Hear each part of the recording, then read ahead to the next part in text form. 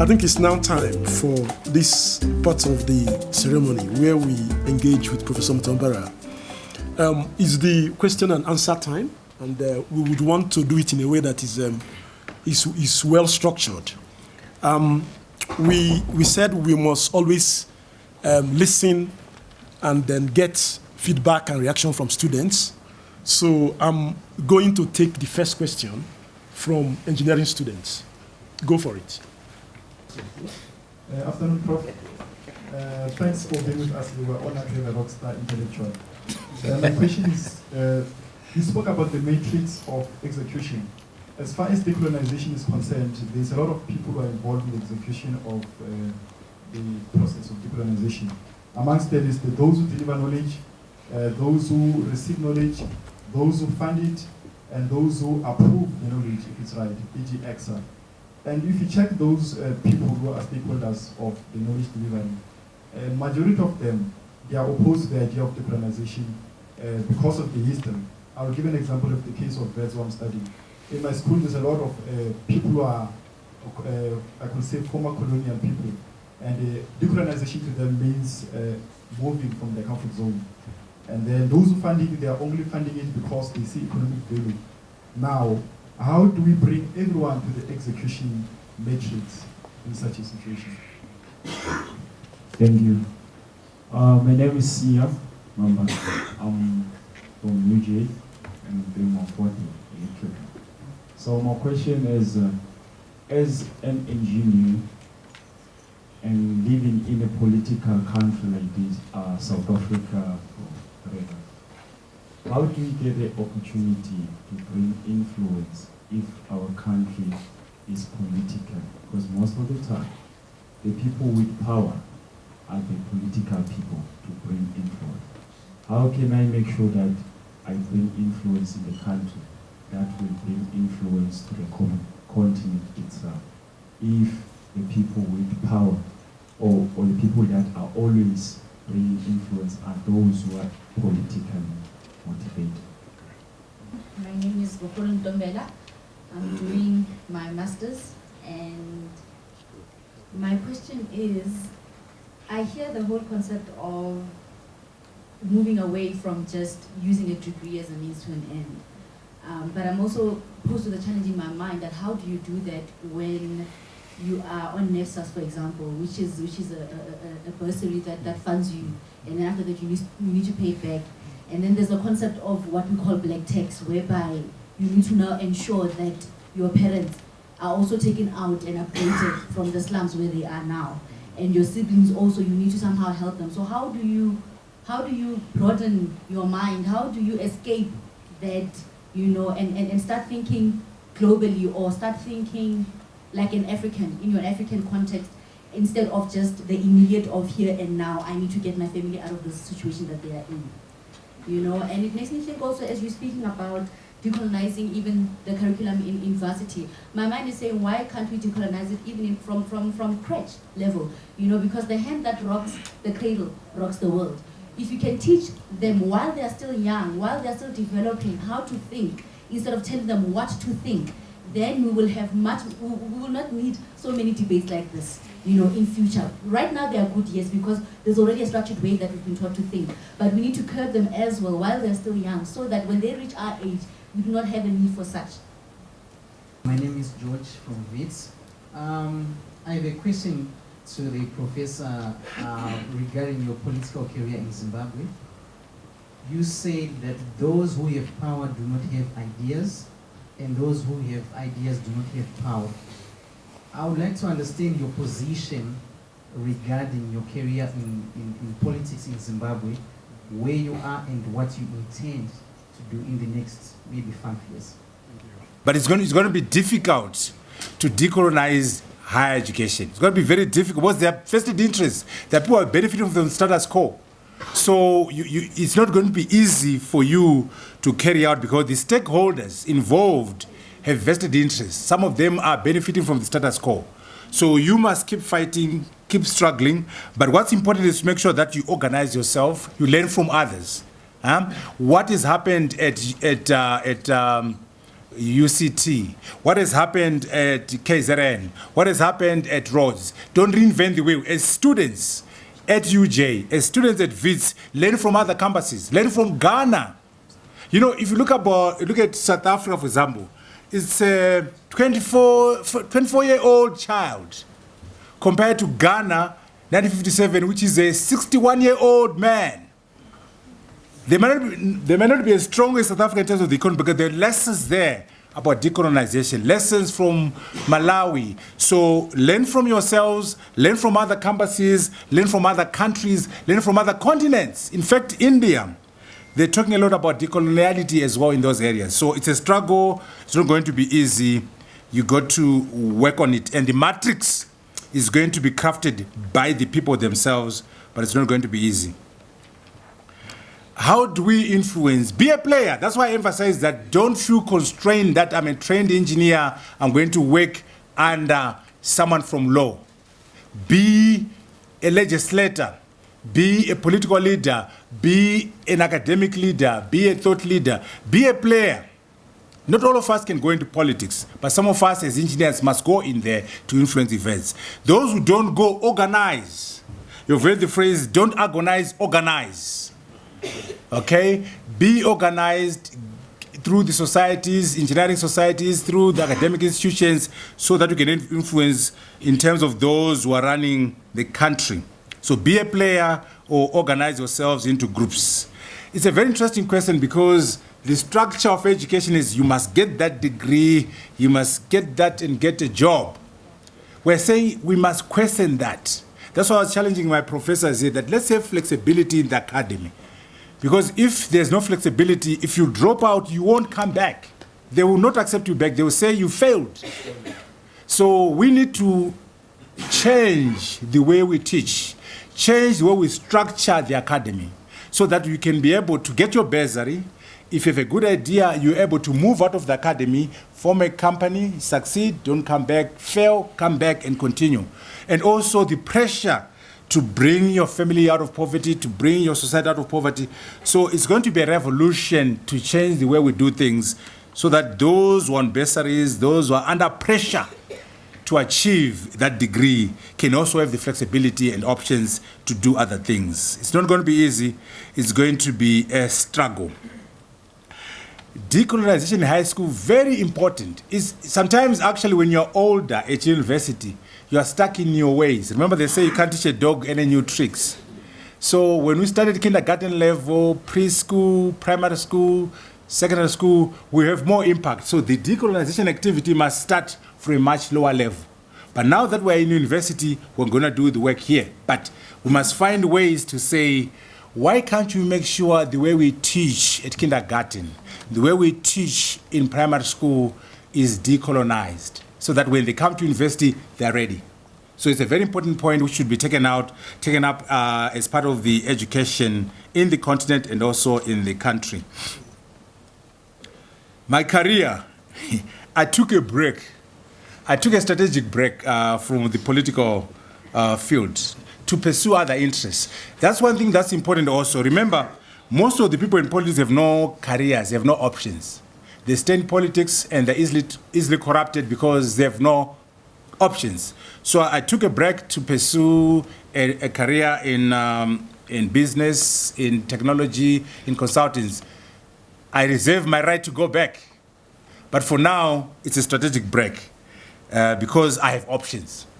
Some of those people have no options. Politics is a way of life. We must not do that. We must have options outside politics so that we can be professional people. We are able to resign when there is a problem and not sell our souls or sell our principles. We must be principled. And so I took a strategic break, but at some point I'll make another move. But when we're there, we try to do a lot of things, national vision, national brand, ICT, infrastructure, master plans, and so on and so forth, and bring in a new energy. But at least, for 5 years, 4 years or so, we try to make a difference. Consciousness, very important. You can't have thought leadership without consciousness. So in saying we must be thought leaders, we are implying consciousness. When you say decolonized minds, we're implying that you must have consciousness. So consciousness is the center of decolonization and also at the center of thought leadership. And so it's important that consciousness as an arena of discussion is embraced as part of decolonization, in particular also as part of thought leadership. Integration. You know, the problem that why integration doesn't happen, you know, you raise a very important point. Kwame Nkrumah was very keen on building what he called the United States of Africa, which Gaddafi was also talking about. There was a big debate in 1963 at the OAU formation between Nyerere and Kwame Nkrumah.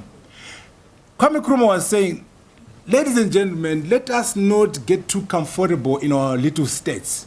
Let's quickly move to the United States of Africa. Because when you become too comfortable in your nation state, you don't want to relinquish your position as president. Nyerere was saying, no, let's do it brick by brick. We move slowly, gradually to integration. We build a SADC type institution, we build ECOWAS, we build Maghreb, and then eventually we have the United States of Africa through gradualism.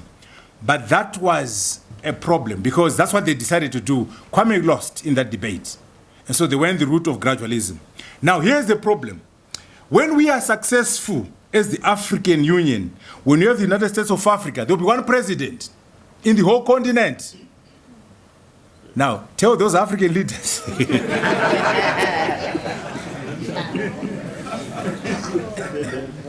There will be no president in Malawi. There will be no president in Zimbabwe. There will be no president in South Africa. Maybe the guy will be from Cameroon.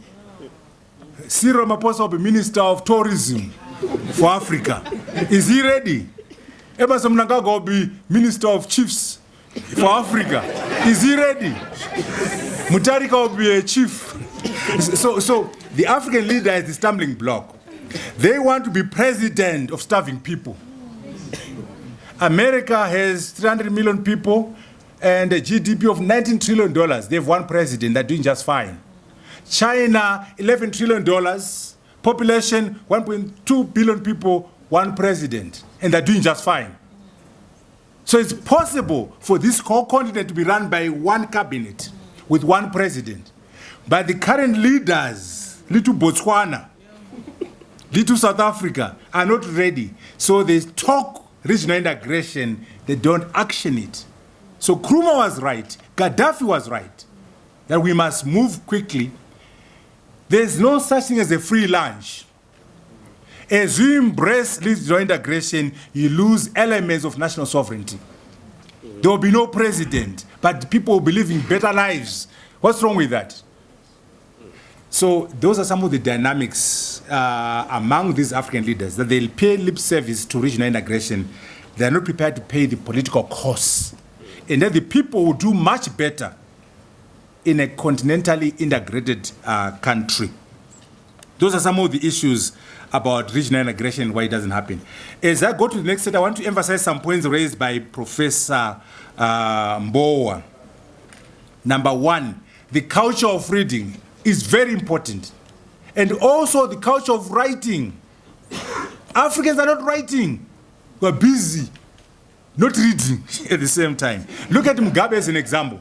From 1960, when he came back from Ghana and joined NDP, to 2017, when he was taken out by a coup d'etat. 57 years at the front end of African history. You don't have to like him, by the way, but he's been there for 57 years. Not even a pamphlet. And I'm rocking with volume 1, I'm going to volume 2, volume 3. After 5 years. Shame on you, Mugabe. I say this to say, we must write. I used to tell President Mugabe when we were friends that, look, write a book. Your enemies will buy 2 copies. So what do you... They would want to know what he's thinking. I told him, you will become a proper millionaire. So what do you mean proper? Obama has 3 books, Clinton 4 books, Thatcher has written. The Europeans have a writing culture. The African is blind, deaf, and dumb. We must write. I wanted to emphasize that point. Great Zimbabwe and the pyramids. It's very important that as engineers, we know that in our history, were great engineers, great physicists. Go and look at the physics and engineering required to build the great Zimbabwe. How you can build that structure, the geophysics, the dynamics, the fast Fourier series applied in great Zimbabwe, applied in the pyramids. It's very important for us to know that in our history, once upon a time, we were successful engineers. It gives us confidence. So it's important that we know that we built the pyramids with black Nubians, not these current Arabs in Egypt. We love them, but the people who built the pyramids were black Nubians. It's very important. It gives you confidence that once upon a time, I was a rock star engineer, so I can do it today. The Chinese example, that's another good example, by the way. It's called the Standing Committee of the Politburo in China, 9 people. 7 out of 9, they're men, unfortunately, only men, are engineers. 7 out of 9. So China, the miracle of China, is a product of engineers. The Chinese, in their own perverted way, they are not democrats, by the way, they're perverted, but they produced a miracle through engineering. Their leaders are the best. They allow the best minds to run China without democracy. The best minds are running China right now, and those minds happen to be engineers. And I like that example to emphasize that engineers can rock the world. They're doing so in China.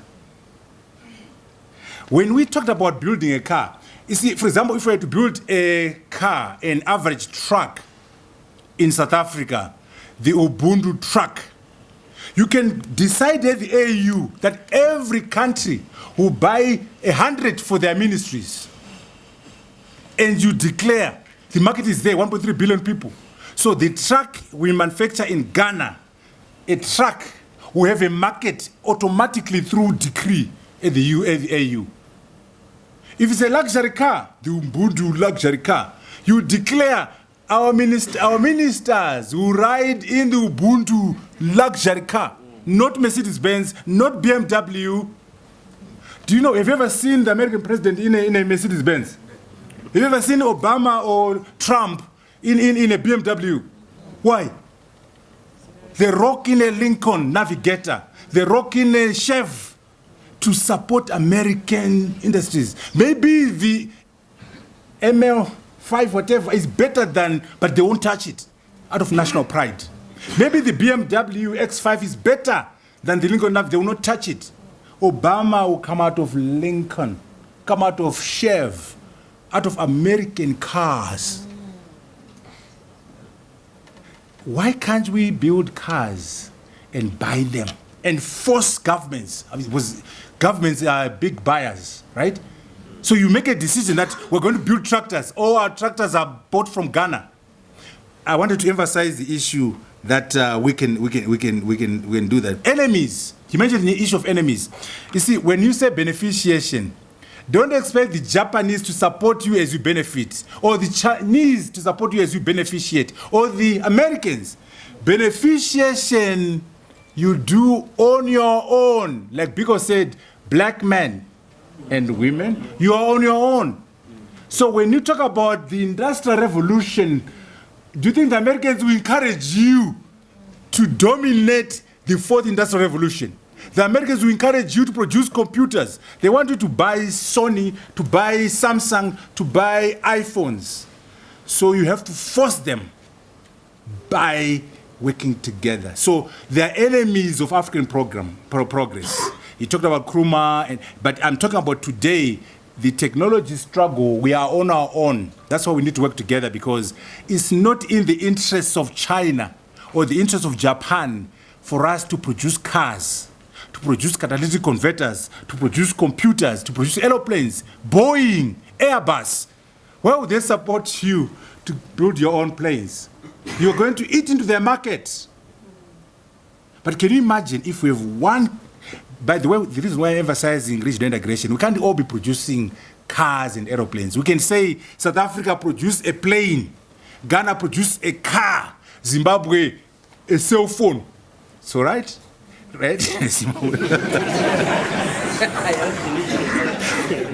Then what you do then is, we are going to buy our cell phones from Zimbabwe, all of us as Africans. We are going to buy our planes, all of us from South Africa.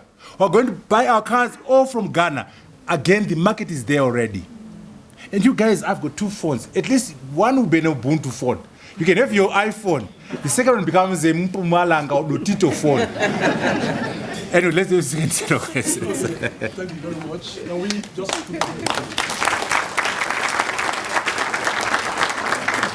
Okay, we'll take questions from academic staff now.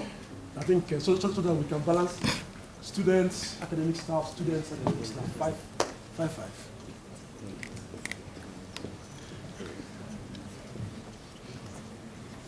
Thank you very much. Well, thank you so much for the presentation. Mine is not so much of a question, but I just want to get your views that without credible governance that is supported by regular, free and fair elections, and the rule of law, which is very outdated in Africa, judging from the law that and the constitution we're still running, which have since expired, I think it's basically difficult to build confidence for economic growth. What do you think about it? Because you said confidence is very important, and if the rule of law is archaic, supporting the present discriminative system, Africans against Africans, I think confidence is not there. I think there's a general knowledge there about how robotics would be able to influence Africa and how artificial intelligence would be able to influence Africa. But I wanted to ask how big data and mechanical engineering could be integrated in order to develop Africa. AU is sitting in Addis Ababa, in Ethiopia, for many years. But none of the African leaders are condemning what is happening in Ethiopia in the past many years.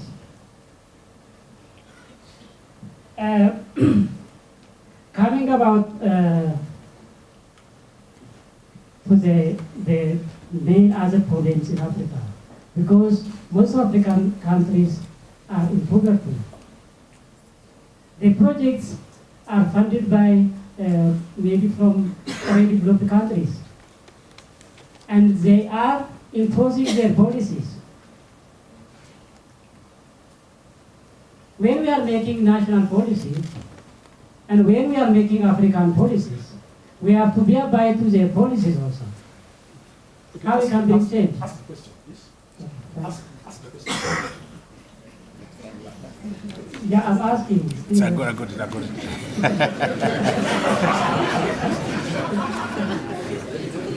And the last one is about technologies. Engineers are inventing technologies. But who are introducing about the technologies? Who are decision makers are not engineers? Thank you. In academia, should this be the strategy from top to bottom or bottom to top? I'm asking that because if you're talking decolonization, say for instance, you're talking about decolonization of the mind, and we're changing our curriculum to try to influence our students to think in a specific way. But then the graduates that we are producing are still the graduates that will go out there and will measure them or the quality of the graduate with a decolonized system or measure. And if the institution itself is talking about decolonization, yet there are so many other things, like so many stakeholders out there that measures our programs, or the quality of the programs that we are producing. And all of the system there, all the way to the top, it's a decolonized system. So how do we penetrate and make this a success?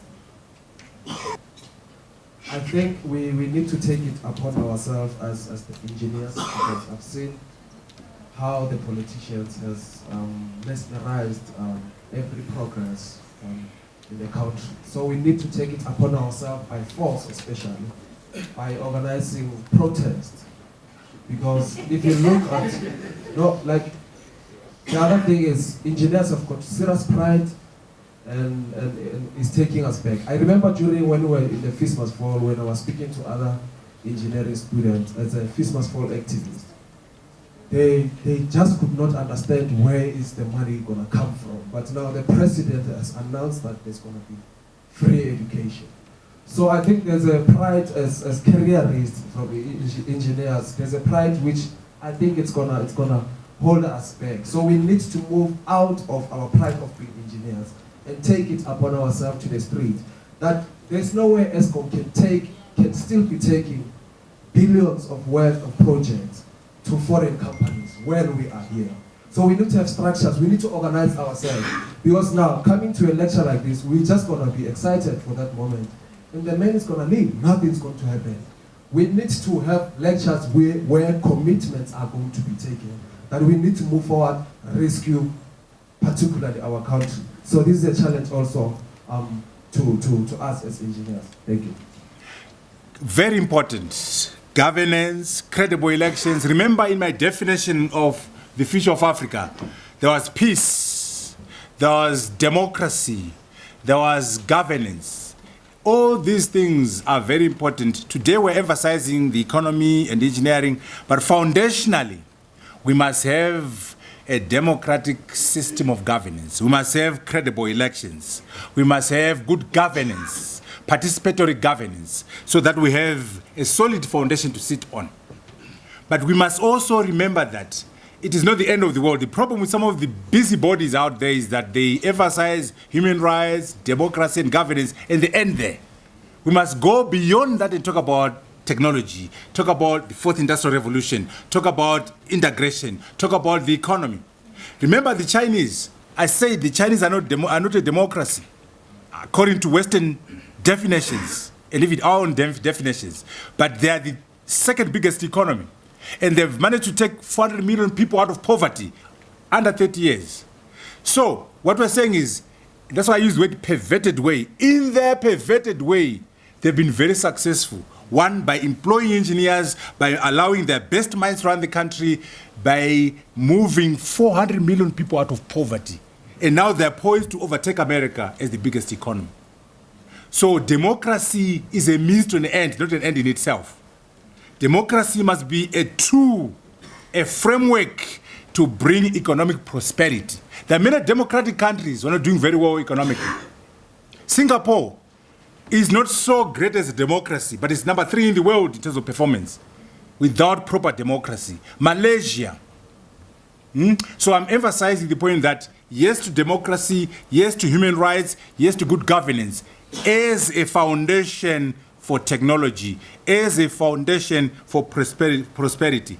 Confidence is very important. Business confidence, consumer confidence, investor confidence, national confidence. And all those are rooted in good governance. So I greatly appreciate that contribution, emphasizing the issue of freeness and fairness of our election, the credibility of our governance. Integration, very important. That's why we are emphasizing interdisciplinary approach, multidisciplinary approach. You can't just say, I'm a civil engineer and narrow civil. I'm a mechanical engineer, narrow mechanical. I'm an electrical engineer, narrow electrical. The fourth industrial revolution wants you to think along several dimensions. Mechatronics, for example. The synergistic integration of mechanical, electrical, and computer science to produce optimum products. So in the mechatronic world, you won't survive as a mechanical engineer. You won't survive as an electrical engineer. You won't survive as a computer scientist. You need to think along 3 areas. So the integration of data, big data, and mechanical engineering. Intelligent algorithms and mechanical engineering. A multidisciplinary approach, interdisciplinary approach, is what we need. Yes, we have our departments, but we must teach in an approach which is not silo, but multidisciplinary in approach. Integration is the language of the fourth industrial revolution. Why is integration not working?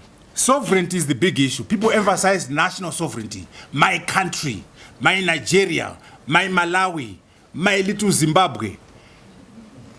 We must think about the continent. You know, just to challenge you, you must say, I'm an African first. A citizen of SADC second, a South African third. I'm an African first. A citizen of ECOWAS second, a Ghanaian third. But you can't because you're so stuck to your national flag, national anthem, national basketball team, national soccer team, national. We are nationally wired as citizens and as leaders. So it's a constraint. You can't fully embrace integration unless you say the nation state is so yesterday. Regional integration is the way to go. The nation state is so yesterday. Continental integration is the way to go. And I told you the president, Muswati in Swaziland, who wants to be king. He's just renamed the country to Iswati. He's not ready to give up on national sovereignty. Ramaphosa has just gotten into power. He wants to enjoy his presidency before he becomes the minister of tourism for Africa. So they will talk it. They will talk, then they go back to the nation state.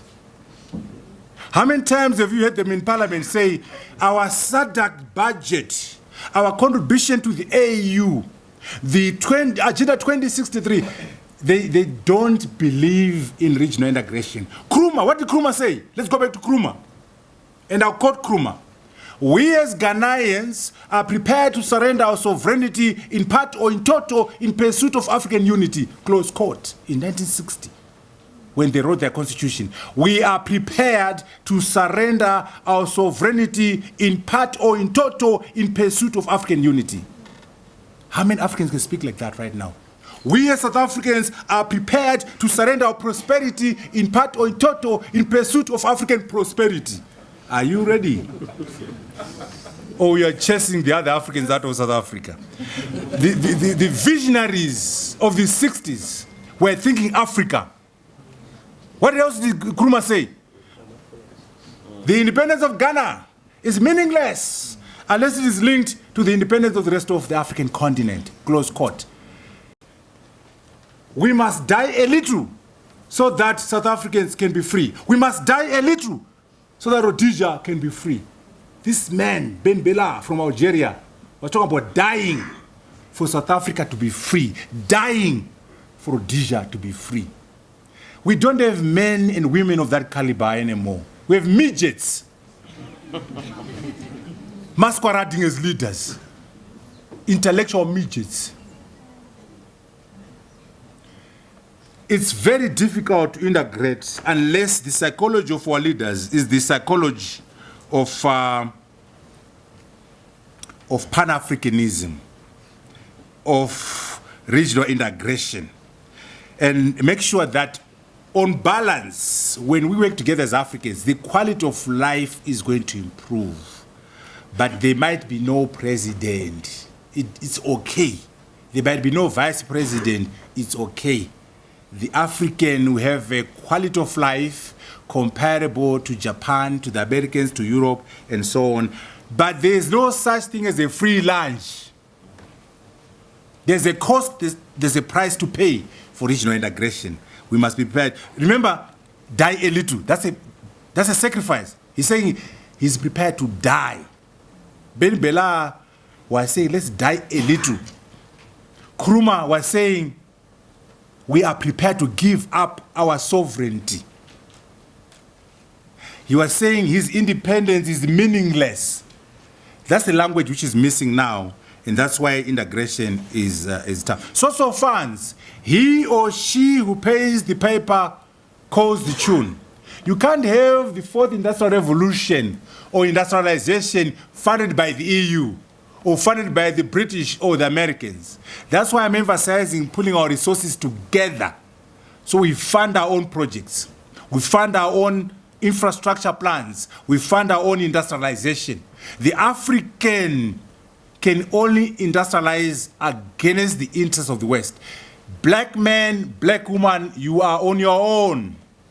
Biko was right. So yes to donations, yes to aid, but it's unsustainable. We must fund our own activities using our gold, our platinum, our diamonds, but more importantly, when we put them together, they'll be much more powerful and we can negotiate better. Another point raised by Professor Mbo. You go and negotiate as Kenya, as Zimbabwe, as Malawi. You get shortchanged. When you negotiate as COMESA, negotiate as the FTA area, negotiate as the African continent, you extract better deals from China, from India, from America. And then you can raise the resources to pay for your development. The aid and donations are not sustainable. Engineers, you see, the thought leaders, our engineers have not been thought leaders. You know, we've had great African scholars in history, in sociology, in literature. How many black Africans have gotten a Nobel Prize in physics, a Nobel Prize in chemistry, a Nobel Prize in medicine? But we've gotten one for peace, which is all right. We got peace, we got literature, we got work to do as scientists, as medical doctors, as engineers. We have not discovered things like Bill Gates, like Steve Jobs. So the African thought leader is under pressure. We want to see the African engineer thought leader. And it's a lot of work because we need to be decolonized. Don't assume that as engineers we can't invent things. We can't win Nobel Prizes in sciences. But that will require us to do that. Decolonization cannot be done. Decolonization cannot be done by universities alone. It has to be a national program. The country must embrace decolonization. Because if you decolonize in the university, you go to industry, they're talking the old stuff. They're using the old standards. So decolonization must be a national program for South Africa.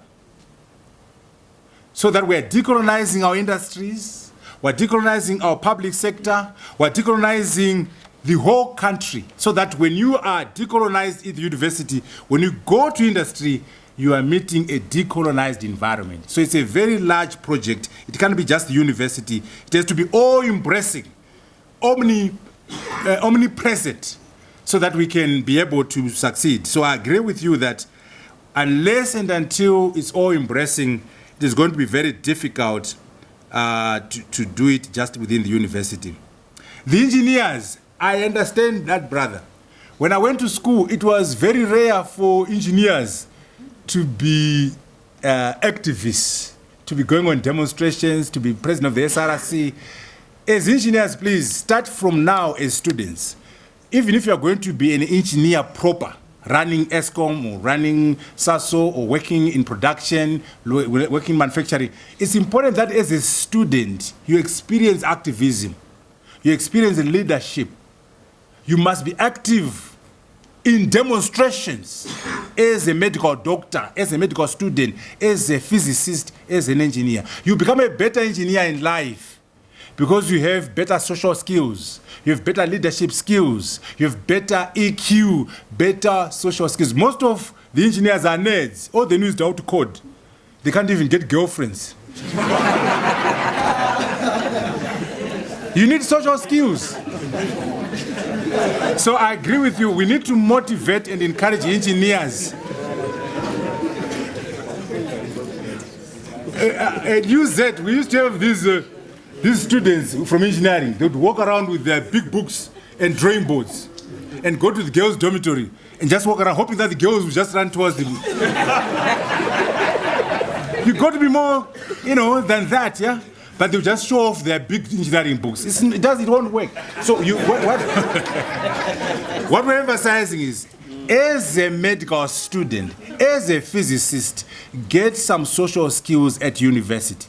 Get some cultural intelligence. Get some emotional intelligence. It will make you a better doctor, a better engineer. Go on a demonstration. Go on strike. Sorry, Marwala. They must go on strike, these people. So it's a challenge that they feel that demonstrations, strikes, and noise is for law, is for the history students, is for sociology. But it's for all of us. You learn, you grow, you become better people by being active. So I encourage you to demonstrate. Foreigner, I hope you know foreigner. You're not putting other African countries in that. No, I know you're not, but I just want to emphasize that. That's another problem with these Africans, xenophobia. Foreign company, I hope foreigner means Austria, foreigner means Europe, foreigner means not Ghana, not Malawi, not Mozambique. We're all Africans. So we need to make sure that as South African students, as South African citizens, yes, there are challenges, yes, there are problems, but as we try to create a better world, we don't victimize fellow Africans. When you say ESCOM and foreign companies, I hope the foreign companies are not African companies. They are foreign as in Austria, Britain, America.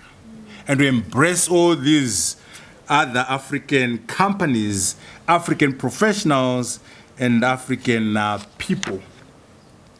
So I say answer this is the last set of questions. Is there someone who's dying to say something? I'm a super Democrat, so I override the chair and just get two more.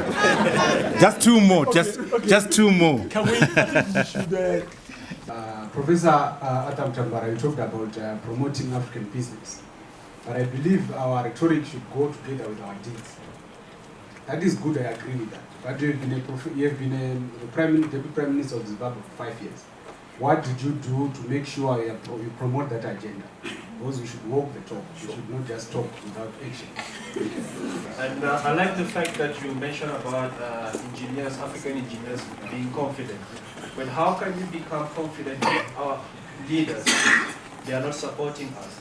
Let's, for instance, 3 months ago or few months ago, there was a rumor about African Union being spied by Chinese. Why African leaders didn't call IT engineers, African engineers who are all over the world to build the computers network? Thank you. Thank you very much. Thank you very much. I'll start with that last one. Very important. That whole AU building was built by the Chinese, designed by the Chinese. Really, the symbol of all of us, the African Union building. And of course, the Chinese put their bugs in there and their spies in there. That's a problem. At a minimum, we can take Chinese money and do something else, not to build our own house, our own symbol. So the starting point is to say the very building itself must have been designed by Africans, funded by Africans. And hence there will be no problem of these Chinese putting their gadgets in there to spy on us. Actually, I like that point. It shows you, black man, black woman, you are on your own. Not even the Chinese are in your corner. Their competitors, their business people, I know they're sometimes better than the Europeans in the sense that they support infrastructure, they fund projects here and there, but they're still supporting Chinese national interests. They are not Chairman Mao giving us guns to fight for freedom. These are business people. And so that point tells you that we are on our own. Even our best friends are spying on us. Because when you look at Europe, you look at America, the Chinese are really our best friends in terms of development. But they're spying on us. Which means, again, as I said earlier on, this agenda, we're going to achieve it in spite of everybody else. They will work with us not out of love. Remember I said not out of love, not out of comradeship, out of economics. They see value. They see 1.3 billion people. They see a market for their products. They see a $2.3 trillion GDP. They see business, not love, not comradeship. So they're doing that because they want to maximize benefit to China. So totally agree with you. We need an ecosystem approach. You can't just have engineers being progressive when governments are not progressive. You can't have decolonized engineers when the president and cabinet are not decolonized. So decolonization has to be all-embracing.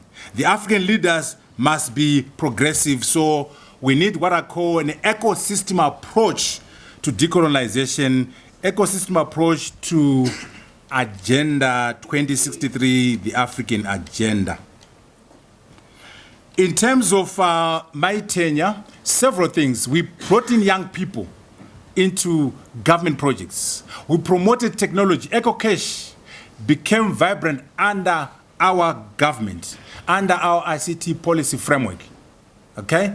We came up with a national vision for Zimbabwe, a national brand for Zimbabwe, a national infrastructure master plan. But of course, while we were busy doing all these good things, Mugabe was plotting how to win the next election. And in 2013, we were offloaded. Okay, we spent our time doing the right thing, and the other guys were saying, okay, how to get rid of these fools? And of course, they did get rid of us in 2013. And also remember, it was a three-way arrangement. Morgan Tsvangirai and his party, myself, and Mugabe. So it was a very difficult arrangement because we had to negotiate every point. We're not fully in control. It was a negotiated arrangement with various interests, but we tried our best. At least I took a plunge and I became Deputy Prime Minister. I'm not sure when you're going to become one. As an engineer, it's my challenge, or maybe a district administrator. That'll be all right. We must always take a plunge. There's no guts, no glory. No guts, no glory. If you are too, that's the problem of smart people. Smart people have a problem. Why? Because you've got assured careers. You don't take risks. Because you end up top of your class from high school, you go into engineering, you qualify, you work for ESCOM for 20 years under a guy who failed his matric. Or a guy without a degree as president of the country. Smart people, you have a problem of being risk averse. Take risks, experiment, take a plunge, and maybe you become a deputy prime minister like yours truly. I thank you so very much.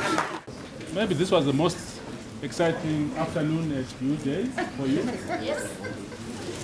I just wanted to start off by thanking Professor Mutambara with some small token of appreciation.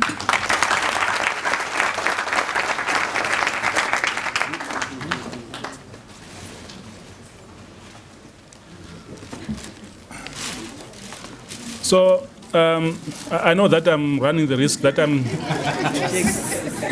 I'm sitting you between the height of excitement and some food.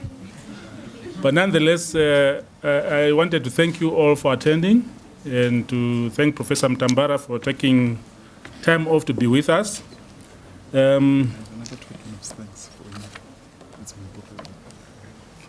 Okay, another token of thanks. Written by one of the students here. Okay, excellent.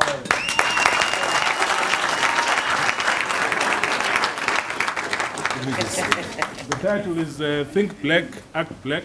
Think Black, Act Black. This is what I'm talking about, writing culture. Yeah. I am very, very impressed that we have young people who are putting pen to paper and having a write, unlike Mugabe. These people are writing. This is very good. I'm very impressed by this. Thank you very much. So I'll try and be as quick as possible. Obviously, as students have a strategy to dominate professional organizations, become student members of engineering communities, and take over EXA so that you can make it easier that we change curriculum. There's a saying that we have in my language, Shona, when it comes to Professor Mutambara's political career. It says, "Chinonzrega ndechiri mumaoko, chemuropa ndechekufa ngacho, ndechekufa nacho." So what it means is that I can tell you to abandon what you are holding. You can just throw it away. But if it's in your blood, you die with it. So at times leadership and kingship follows that kind of route. I think he also mentioned the issue of looking at the sacrifice Africa made for our independence, Zimbabwe and other countries. I remember when Mr. Havi, the ANC representative, I think for Africa, was killed in Zimbabwe, that there was a lot of collateral damage that happened in that time. So it's nice to reminisce along those lines. I was also listening to Strive Masiwa and Dangote, indicating that even though they are on the Forbes list of the richest, when they go to many countries, African countries, to invest, they are always viewed suspiciously. Somebody who has a capital profile of less than $1 million US, not even $1 billion, seems to get the audience. So I think this issue of changing politics is very important. Also to note that Africa is the fastest growing population, so obviously we need to match that with our GDP. Maybe we'll be the biggest economy in the world in future. The other thing I wanted to touch on is that as he was talking, I was like, oh, this is a nice master's topic. This is a nice PhD topic. So I think when you network with him over snacks and drinks, you can discuss about your interest in doing masters or PhD, research masters and PhD, because the ideas are current and interesting. Obviously, currently the brain is faster than the computer, but we have to see, as he says, we have to shape the way technology is going to go. Know that some crazy people out there will make the computers and robots smarter than us. Then we might as well be dinosaurs. The other thing I wanted to touch on from his, as part of the vote of thanks, is to encourage protest action responsibly.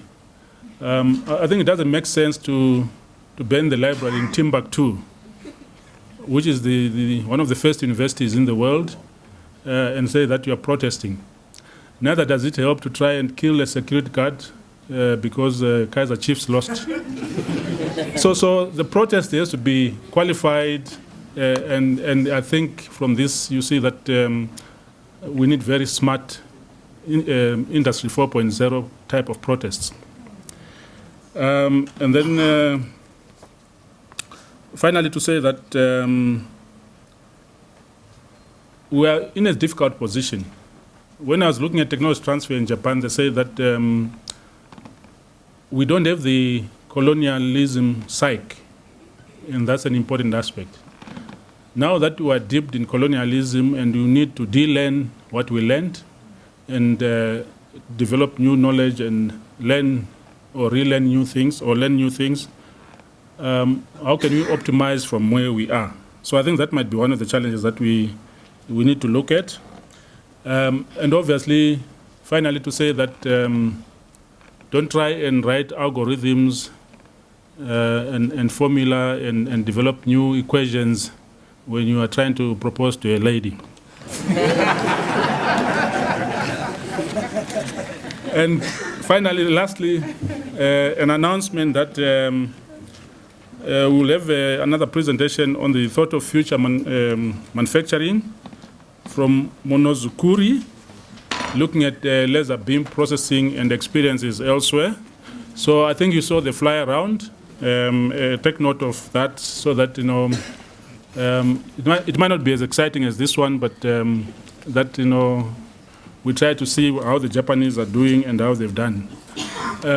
So with that, I want to call us to dialogue. Don't run away until the food is finished, and don't run away until you're fully networked. So please, you're welcome to join us for the snacks.